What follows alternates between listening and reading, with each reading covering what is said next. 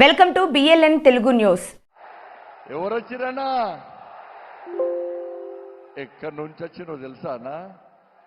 ఎక్కడ పోటీ చేస్తున్నో తెలుసానా? ఎక్కడ మళ్ళీ గెలిచి ప్రధానమంత్రి అవుతున్నో తెలుసానా? కాశీ అన్న, కాశీ అన్న. ఎక్కడక్క ఎక్కడక్క? కాశీ. కాశీ నుంచి ఏడికొచ్చిండన్న మహానుభావుడు. దక్షిణ కాశీకి వచ్చిందన్నా. రే దక్షిణ కాశీ అన్న ఇది.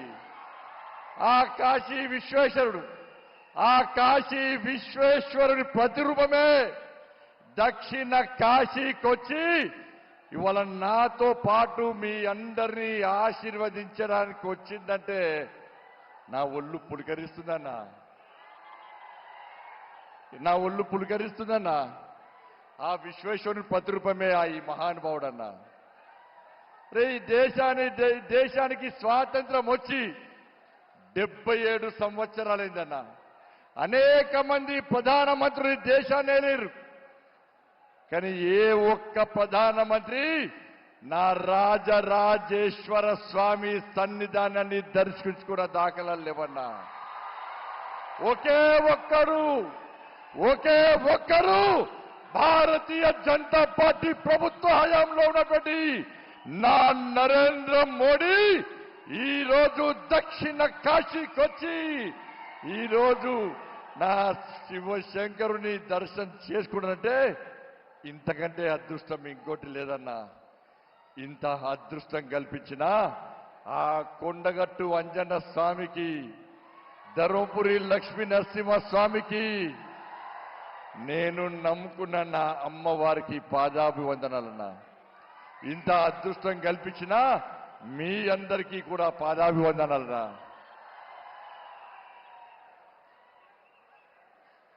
మోడీ గారన్నా తెలుసు కదా మీ అందరికీ, మహానుభావుని చరిత్ర తెలుసు కదా మీ అందరికీ. చాలా మంది వ్యక్తిగతంగా దూషించే ప్రయత్నం చేస్తున్నారన్నా, మరి పర్సనల్ క్యారెక్టర్ డ్యామేజ్ చేసే ప్రయత్నం చేస్తున్నారన్నా.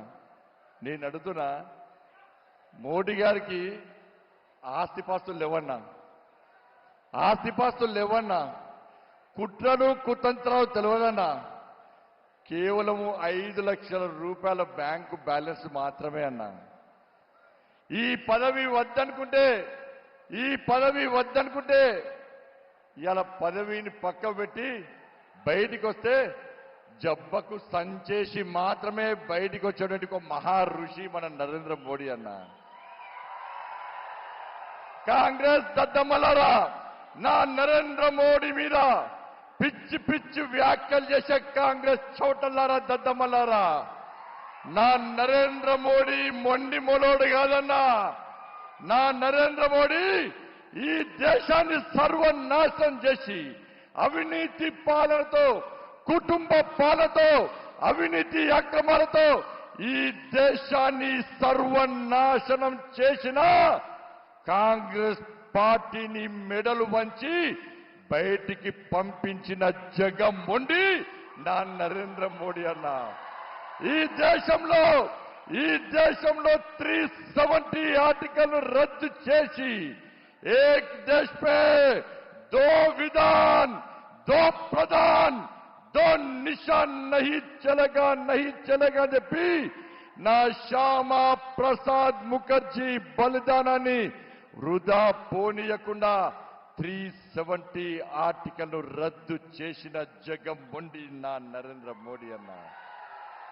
అరే ముస్లిం మహిళల మనోబలం కాపాడుతూ ముస్లిం మహిళల బతుకులు బాగుపడాలని చెప్పి 3 తలాక్ ను రద్దు చేసిన జగన్మోహన్ నా నరేంద్ర మోడీ అన్న. 500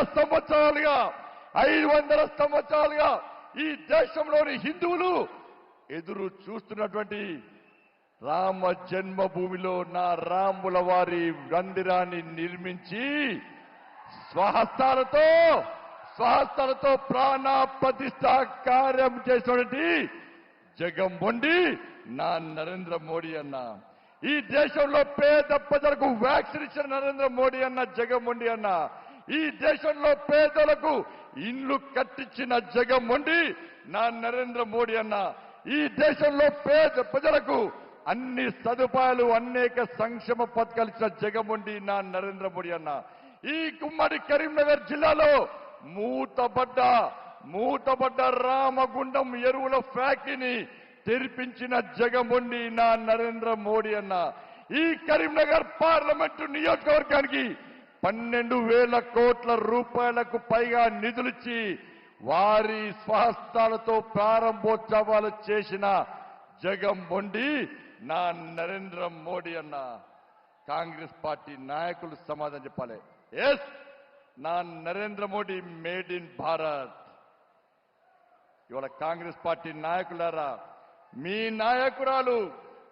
నాయకురాలు శ్రీమతి సోనియా గాంధీ ఎలియాస్ సోనియా మైనో, మీ నాయకుడు రాహుల్ గాంధీ ఎలియాస్ రాహుల్ విన్సీ ఏ దేశానికి సంబంధించిన వ్యక్తులో చెప్పు.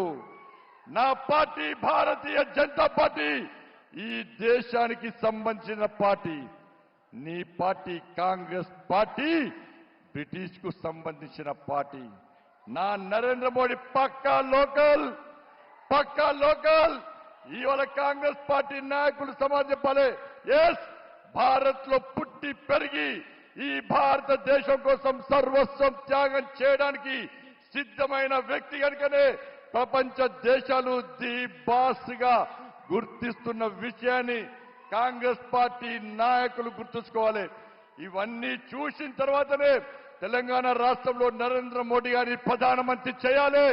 ఈ దేశం రక్షింపబడాలంటే, ఈ దేశం అభివృద్ధి చెందాలంటే, ఈ దేశంలో పేద ప్రజల బతుకులు బాగుపడాలంటే నరేంద్ర మోడీ గారు ప్రధానమంత్రి కావాల్సిందే, అయ్యి తీరాల్సిందే అని చెప్పి తెలంగాణ ప్రజలందరూ సిద్ధమై మెజార్టీ స్థానాలను భారతీయ జనతా పార్టీకి ఇచ్చే ప్రయత్నం చేస్తుంటే ఇలా కాంగ్రెస్ పార్టీ నాయకులు ఏ విధంగా వివరిస్తారో ఒక్కసారి ఆలోచించండి.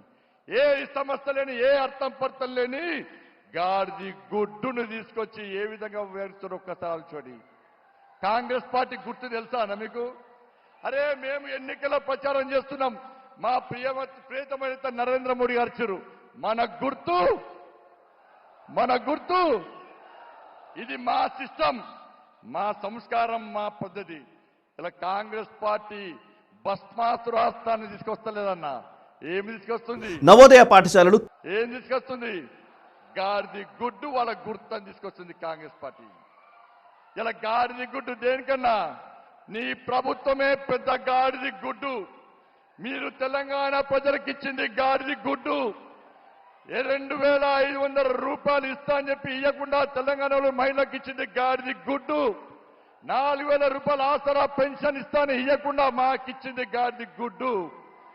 మహిళలకు తులం బంగారం ఇస్తాను ఇవ్వకుండా మోసం చేసి మాకిచ్చింది గాడిది గుడ్డు. 15,000 రూపాయలు కౌలు రైతులకు ఇస్తాను ఇవ్వకుండా మా చేతికి ఇచ్చింది గాడిది గుడ్డు. 500 రూపాయల బోనస్ తో పాటు ఎలాంటి కటింగ్స్ లేకుండా పంట కొంటా అని చెప్పి మోసం చేసి మా చేతికిచ్చింది గాడిది గుడ్డు. రైతులకు రుణమాఫీ చేస్తా అని చెప్పి మోసం చేసి మా చేతికిచ్చింది గాడిది గుడ్డు. ఈ తెలంగాణ రాష్ట్రంలో ఫీజు రియంబర్స్మెంట్ బకాయిలు చెల్లించకుండా మోసం చేసి మా చేతికిచ్చింది గాడిది గుడ్డు. ఆరోగ్యశ్రీ బకాయిలు చెల్లించకుండా మా చేతికిచ్చింది కాంగ్రెస్ పార్టీ గాడిది గుడ్డు.